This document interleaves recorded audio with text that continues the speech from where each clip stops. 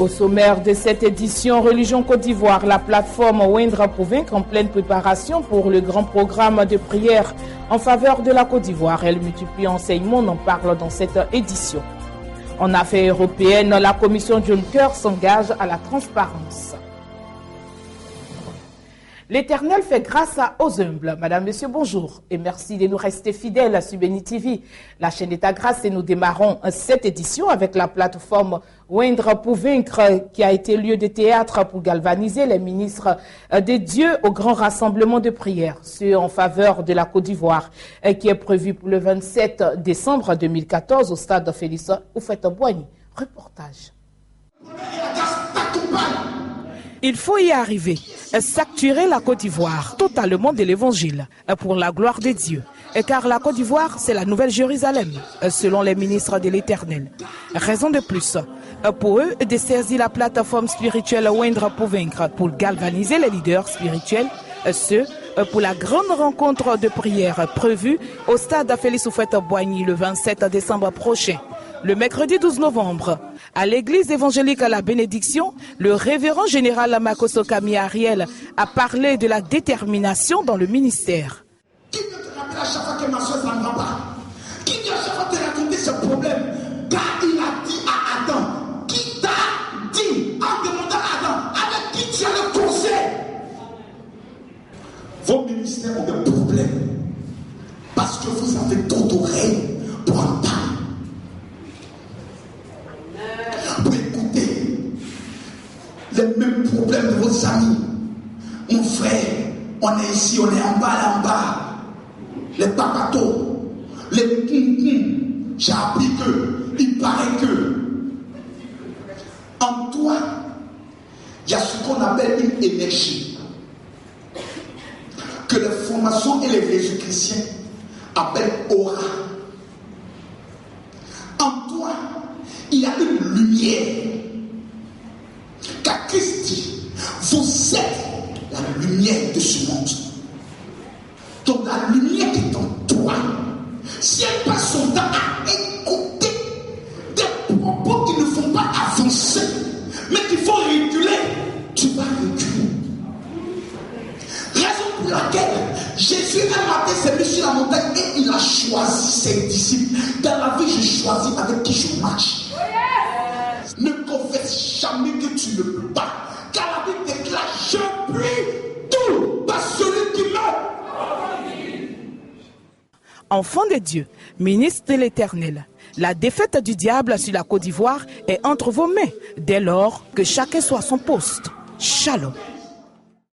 Régler les discordes apparus entre les différents responsables de la communauté christianiste céleste est la raison de la visite du président mondial de cette communauté sur les bords de la lagune Ébrié. Le point.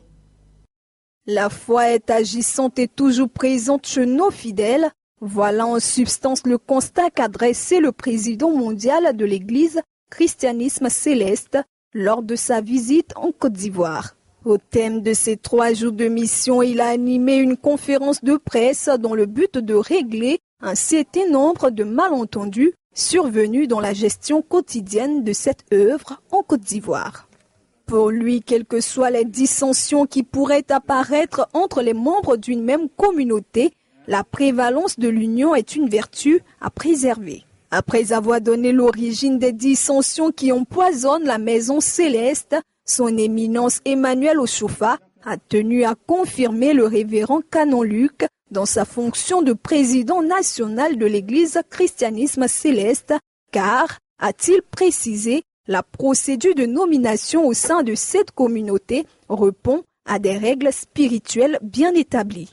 Répondant volontiers aux questions des médias nationaux et internationaux, son éminence Emmanuel Oshofa a dit être venu en Côte d'Ivoire pour apporter un message de paix et de réconciliation aux Ivoiriens. Rappelons aussi que durant son séjour, le chef mondial de l'Église Christianisme Céleste a été reçu par le directeur des cultes représentant le ministre de l'Intérieur, M. Ahmed Bakayoko, afin que de l'union de l'Église se raffermisse la paix en Côte d'Ivoire. Nous changeons de registre et nous dirigeons au Burkina Faso. Le président intérimaire du Burkina Faso, Michel Kafando, a prêté serment. Il promet orienter son mandat sous le signe de l'humilité. Au Burkina Faso, Michel Kafando prête serment. Le nouveau président intérimaire promet un mandat sous le signe de l'humilité et au nom du peuple. Sa mission, organiser des élections générales d'ici novembre 2015. À 72 ans, cet ancien diplomate prend la tête du pays après 27 ans de règne du président Compaoré. Le chapitre de l'économie dans cette édition s'ouvre avec rendre compte de leur rencontre avec des lobbyistes. C'est l'engagement de la commission Juncker pour répondre aux exigences de la transparence. Le point dans ce reportage. C'est un premier geste de la commission Juncker pour répondre aux exigences de transparence. Les commissaires européens, les membres de leur cabinet et les directeurs généraux devront rendre publiques toutes leurs rencontres avec des lobbyistes. Nous sommes passés d'une époque où les gouvernements avaient une attitude envers le public qui voulait dire « faites-nous confiance » à une situation où le public dit au gouvernement « montrez-nous ». Et nous voulons montrer, nous voulons être totalement transparents sur les réunions que nous avons, a expliqué le vice-président de la Commission. Ces responsables ne devraient accepter de rencontrer que des groupes de pression inscrits au registre européen. 6500 le sont à ce jour, mais ils sont bien plus nombreux à être actifs, notamment les grands cabinets d'avocats. Pour ce lobbyiste pro-transparence, il y a du mieux, mais c'est encore insuffisant. J'ai eu l'impression avec ce discours que cet engagement va juste couvrir, du moins au début, une petite partie de l'immense appareil de la Commission, le sommet, et cela ne suffira pas pour une réelle transparence à l'égard du lobbying. Cette commission a en tout cas le mérite d'accepter ce que la précédente avait toujours refusé. Autre signe de bonne volonté, elle rendra accessibles aux eurodéputés les documents sur la négociation de l'accord de libre-échange avec les États-Unis. Au cours de la journée mondiale des toilettes qui s'est déroulée ce mercredi 19 novembre 2014, le Parlement européen a fait campagne sur la question accès aux toilettes. L'image et le sujet font facilement sourire et pourtant, en cette journée internationale des lieux d'aisance, le Parlement européen a aussi voulu faire de la sensibilisation, une initiative de l'eurodéputée britannique Catherine Bearder. Bien souvent, dans les pays en développement, les jeunes filles ne vont pas à l'école parce qu'il n'y a pas de toilettes privées. Et nous savons d'après des rapports rédigés en Inde que les filles sont davantage menacées de viol, d'abus et même de meurtre quand elles recherchent un endroit isolé pour se soulager.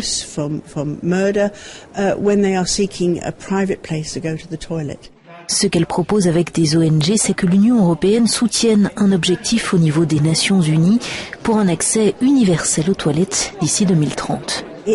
C'est une chose dont on ne parle pas, les sanitaires, les toilettes, l'évacuation des déchets humains, le changement de comportement. Et si l'on ne commence pas à en parler, à investir, on n'éradiquera pas l'extrême pauvreté. Il y a 2,5 milliards de personnes qui n'ont pas accès aux toilettes dans le monde, c'est une personne sur 3. Les ministres européens en charge du développement se retrouveront précisément dans une vingtaine de jours pour se mettre d'accord sur les objectifs qu'ils défendront dans le cadre des Nations Unies. Dès 2020, le chocolat court vers la pénurie. Une déclaration faite par 2 principaux fabricants mondiaux. Selon ces 2 fabricants, la production ne suit pas la mesure de la consommation mondiale. Regardez. Antidépresseur, bon pour la mémoire ou simplement délicieux, le chocolat nous séduit tant que nous courons droit vers une pénurie de cacao dès 2020. C'est en tout cas ce qu'annoncent les 2 principaux fabricants de chocolat au monde, Mars et Berry. Ils s'appuient sur un constat simple, la production ne suit pas le rythme de la consommation mondiale. Réaction du maître chocolatier britannique Paul Young. Si les grandes multinationales ne peuvent pas acheter leur cacao en Afrique de l'Ouest, elles vont commencer à regarder ailleurs et peut-être dans les endroits où j'achète beaucoup de cacao et de chocolat. Les prix pourraient alors grimper, ce qui du coup m'affecterait directement et affecterait aussi mes clients. Les plus gros producteurs de cacao sont la Côte d'Ivoire et le Ghana. À eux deux, ils assurent plus de 70% de la production mondiale. Toutefois, de nombreux facteurs, dont les changements climatiques, ont affecté les récoltes. Depuis 2012, les prix du cacao ont augmenté de 60%. Et parallèlement, on assiste à une flambée de la demande en chocolat, gonflée par la gourmandise des émergents et surtout de la Chine. Selon l'Organisation internationale du cacao, la demande dépassera la production au cours des 5 prochaines années. Attention toutefois au vent de panique, le manque de chocolat a déjà fait l'objet de nombreuses spéculations. Areva se fondre en bourse. Au tableau d'affichage, Areva note recul d'environ 20%.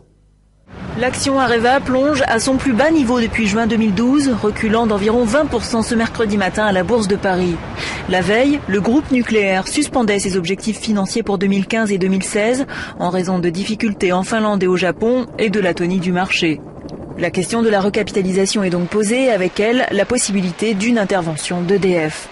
Fin décembre, un nouveau tandem prendra les rênes d'Areva, Philippe Varin, ex-PDG de PSA Peugeot Citroën à la présidence du conseil d'administration et Philippe Knoche, certainement l'actuel numéro 2 à la direction générale. Au chapitre société, les États-Unis ont enregistré des chutes de neige mortelles dans le nord-est du pays. La situation est chaotique. Il pourrait tomber en 3 jours près de 1,80 mètres de neige. Regardez. La région de Buffalo, près du Canada et des chutes du Niagara, est la plus meurtrie par les fortes chutes de neige.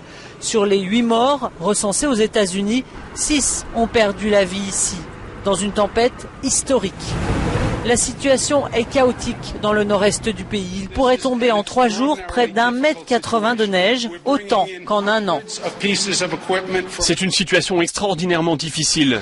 Nous ramenons des centaines d'équipements depuis tout l'État de New York. Nous avons demandé aux États voisins de nous fournir du matériel supplémentaire. Les habitants sont invités à ne pas emprunter les routes, sauf s'ils font partie des secours. Près de 10 000 d'entre eux étaient privés d'électricité. Ce n'est pas aussi grave qu'en 1977, mais la situation est plutôt mauvaise, surtout à cause des fermetures, des interdictions. C'est pas facile de se déplacer. Chicago est piégé par le froid comme une cathédrale de glace. Mardi, le thermomètre est descendu en dessous de zéro dans les 50 États américains, y compris Hawaï, du jamais vu depuis 40 ans. Des pluies diluviennes et inondations en Albanie font 3 morts. Les régions les plus touchées sont celles du nord de la capitale. En Albanie, au moins 3 personnes sont mortes dans des inondations. De nombreuses régions sont touchées, comme ici dans le sud du pays. Les pluies diluviennes dans la nuit de mardi à mercredi ont provoqué une crue rapide des rivières ainsi que des glissements de terrain. Les enfants criaient, dit cette femme, ils étaient terrifiés. On s'est tous réfugiés au 2e étage de la maison. L'une des victimes est un homme qui roulait à moto, il passait sur un pont qui s'est effondré. Les 2 autres victimes circulaient sur une route de montagne et leur véhicule a été emporté par un glissement de terrain.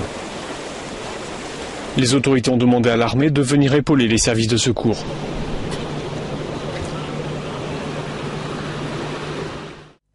Et nous fermons cette édition d'information avec une note de sport dans la discipline route rumba. C'est Alex Pella qui est devenu le vainqueur en classe 40. Alex Peya devient le premier Espagnol à inscrire son nom au palmarès de la Route du Rhum. Il s'impose dans la catégorie des classes 40, des monocoques de 12 mètres, en battant le record de l'épreuve avec 16 jours, 17 heures et 47 minutes pour effectuer la traversée de l'Atlantique. Avant toute chose, je suis très heureux d'être ici. Merci de m'avoir accompagné et d'être venu m'accueillir. Cela a été une course fantastique. Alex Peya l'emporte sur un bateau dessiné par l'architecte espagnol Marcelino Botín, signe que son pays est en train de devenir une grande nation de la voile. Dans l'archipel des Saintes, de petites entreprises nautiques se développent grâce au rayonnement de la Route du Rhum sur le territoire.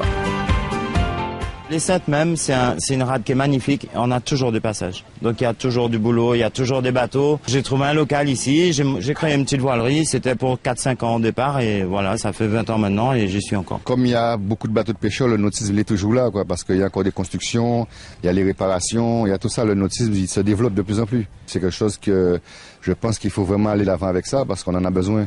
Pour terminer, coup de chapeau à la Française Anne Cazeneuve, l'une des 4 femmes engagées dans l'épreuve, qui s'impose dans la catégorie Rome.